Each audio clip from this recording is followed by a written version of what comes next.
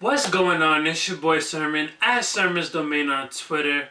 Out of everybody who dropped on August 3rd, YG unfortunately fell victim to being overshadowed just a little bit.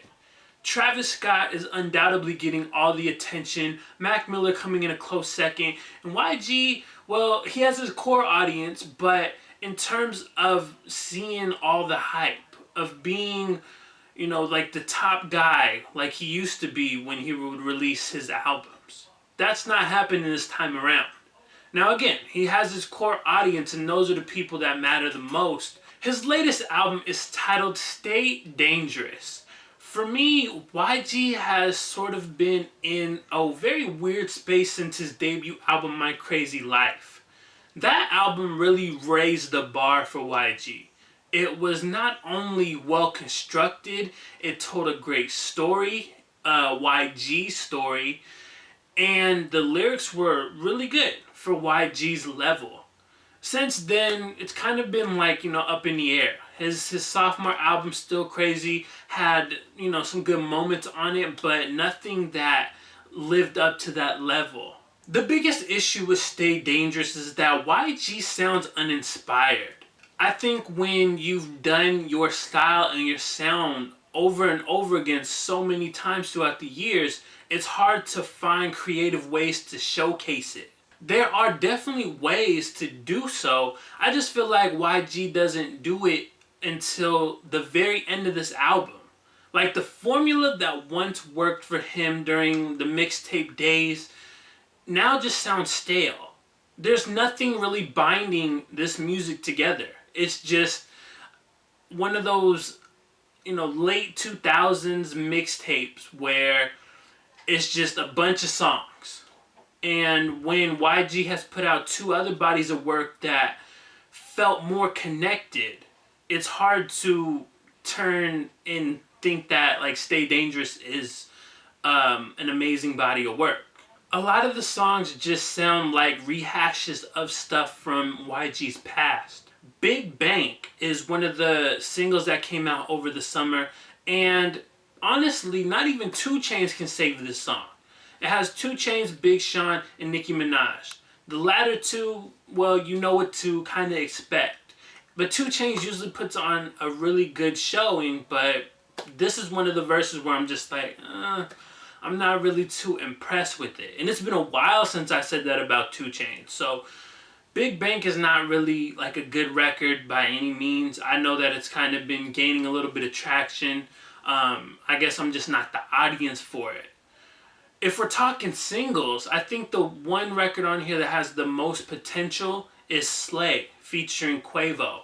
I think it's that Quavo effect because he sounds good doing the hook on this song, and YG sounds a little bit better than some of the other records on here. So I mentioned how YG's in a weird space, and on this album, he doesn't do it too much, but there are a couple moments that feel like he's trying to do something differently. Unfortunately, none of these records tend to work. There is one on here titled Can't Get Into Canada. This doesn't sound like YG at all. There's not an ounce of YG on here. It sounds like a Yo Gotti record that was sped up featuring Migos. It has that whole count it up, tat it up vibe. Yo Gotti did that. J. Cole did that. I don't need YG to do that.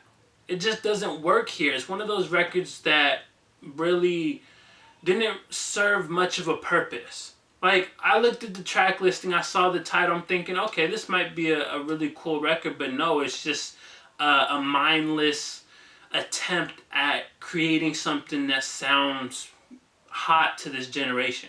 It isn't until the last 4 songs, minus the little interlude, on Stay Dangerous that YG's older, more creative side starts to pop out. 2 Brazy featuring Mozzie is a really good collaboration. It doesn't feel like a stale record at all, and you can tell that YG and Mozzie were in the studio together. They're going back and forth on the last verse. It sounds good. Pussy Money Fame is perhaps the most comfortable that YG sounds with his style and his sound on this album. It's good.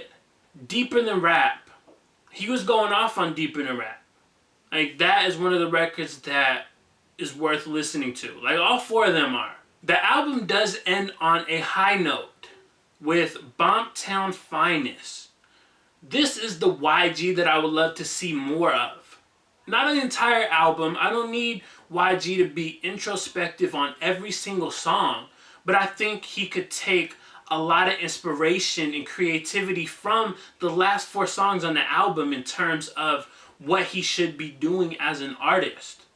I think some of the records on Stay Dangerous they're just like sloppily put together. But these ones could easily contest with some of his best material ever.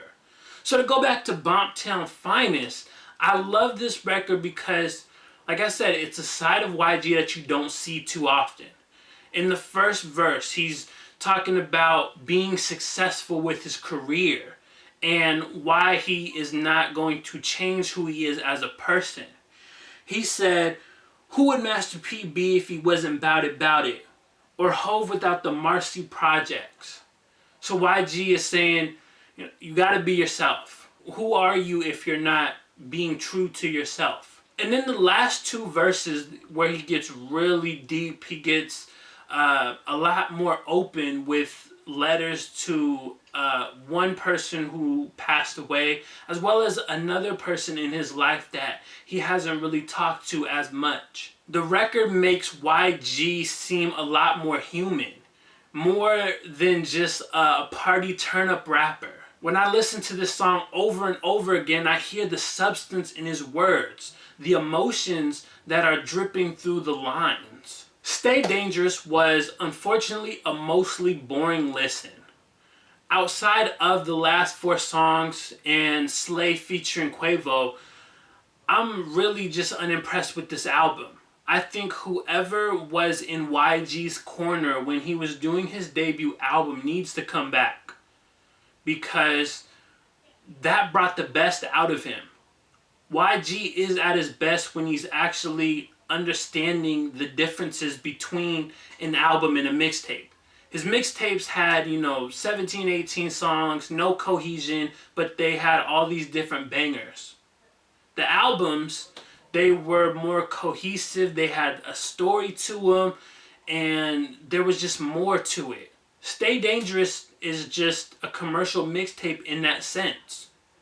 It's not structured like an album. On one end, I feel like the music is going to be fine for his fan base, the core audience, but a casual listener isn't going to walk away thinking this album is amazing or becoming more of a fan. Stay Dangerous was better off being shortened to an EP level. 5-6 songs at the most. So those are my thoughts on YG's Stay Dangerous album. After you listen to it, let me know what you think about it in the comment section below. And then like the video, subscribe to the channel if you're not already, share the video. Follow me on Twitter at SermonsDomain. And as always, thank you for your time. I appreciate you for watching. And until next time, peace.